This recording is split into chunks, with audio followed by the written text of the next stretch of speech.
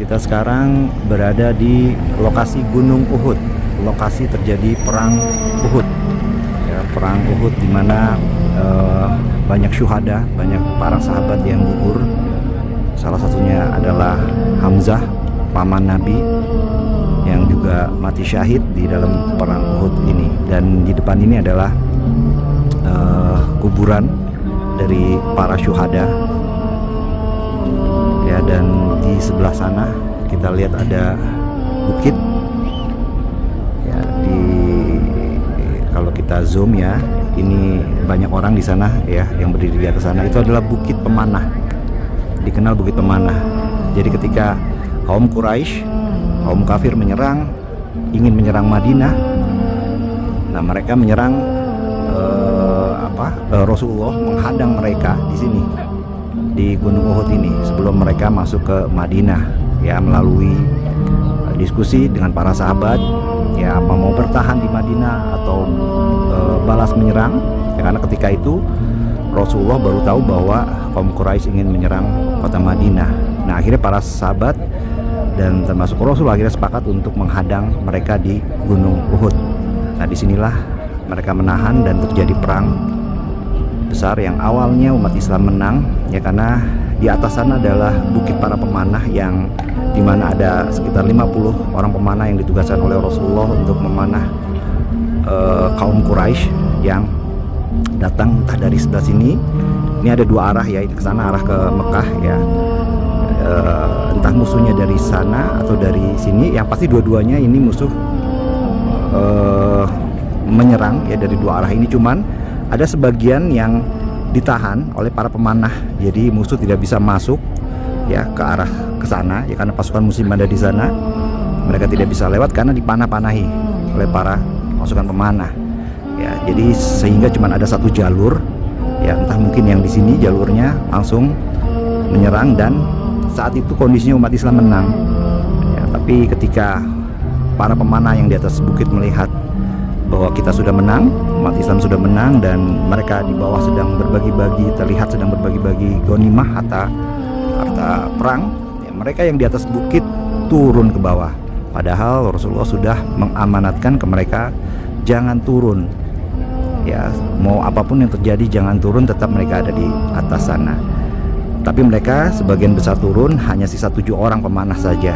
Dan akhirnya ada pasukan dari Quraisy ya, mungkin di sebelah sana ya, pasukan berkuda yang dipimpin oleh Khalid bin Walid. Khalid bin Walid saat itu belum masuk Islam.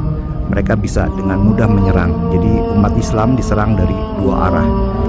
Maka terjadilah pertarungan yang sengit yang mengakibatkan banyak sahabat yang wafat ya. Dan ini bukan kekalahan Islam ya, ini menjadi pelajaran besar buat umat Islam yang tidak mengikuti apa yang diperintahkan oleh Rasulullah ya. Jadi umat Islam mengalami kekalahan, bukan kekalahan ya. Ya, maksudnya ini adalah cobaannya, karena pada prinsipnya kaum Quraisy, kaum kafir tidak pernah menaklukkan umat Islam sama sekali ya. Dan ketika perang Uhud ini selesai, mereka pun kembali ke Mekah.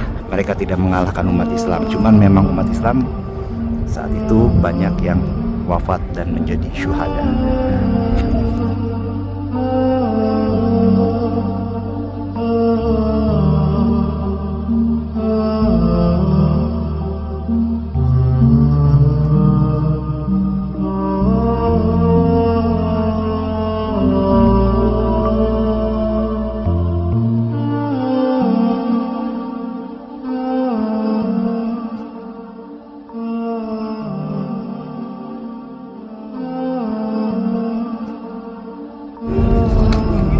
Para jamaah ya, atau mungkin wisatawan yang mengunjungi Gunung Uhud ya, berikut ini ada beberapa aturan atau mungkin panduan ya. Ada banyak bahasa ya, Inggris sama Indonesia ini juga ada bahasa Indonesia yang bunyinya, satu ziarah kubur disyaratkan dengan tanpa melakukan safar karena mengikuti tuntunan Nabi SAW. Jadi tidak boleh diniatkan safar hanya untuk menziarahi kubur, ya, kuburan siapapun ya. Tapi kalau sambil lewat gitu ya, mau sekalian mampir ziarah silakan. Dan poin yang kedua, ziarah kubur disyariatkan untuk dua tujuan. Ya, di situ ditulis yang pertama untuk mengucapkan salam kepada ahli kubur dan mendoakan mereka. Nabi Shallallahu Alaihi Wasallam dahulu berziarah membaca doa, ya, assalamu alaina ahlad diyan minal mu'minin wal muslimin, ya, seperti itu doanya. Dan ini kalau artinya semoga kesejahteraan atas kalian wahai ahli kubur dari kaum mukminin dan kaum muslimin. Sungguh jika Allah menghendaki kami akan menyusul kalian. Aku memohon kepada Allah keselamatan kami dan kalian. Poin yang kedua, untuk mengingatkan diri kepada kehidupan akhirat sebagaimana sabda Nabi SAW, sungguh aku pernah melarang kalian melakukan ziarah kubur, maka sekarang lakukanlah ziarah kubur, karena itu akan mengingatkan kalian kepada akhirat. Poin yang ketiga, mengajukan permohonan meminta agar dijauhkan dari musibah yang menimpa, meminta syafaat dan meminta hajat kepada para mayit adalah perbuatan syirik akbar, syirik besar yang dapat mengeluarkan seseorang dari Islam.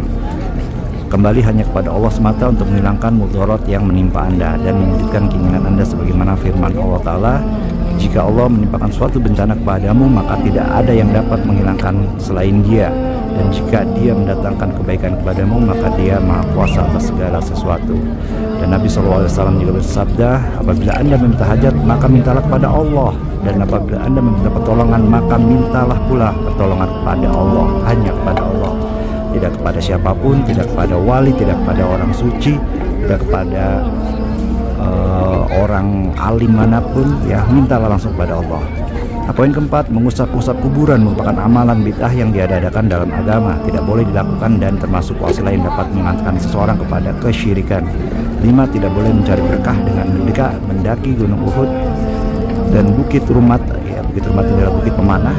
Begitu pula mengambil tanah atau bebatuan dari kedua tempat tersebut. Nah, jadi di sini ada panduannya, umat Islam ya dari manapun ya bisa membaca dengan yang berbahasa Arab maupun yang berbahasa Indonesia.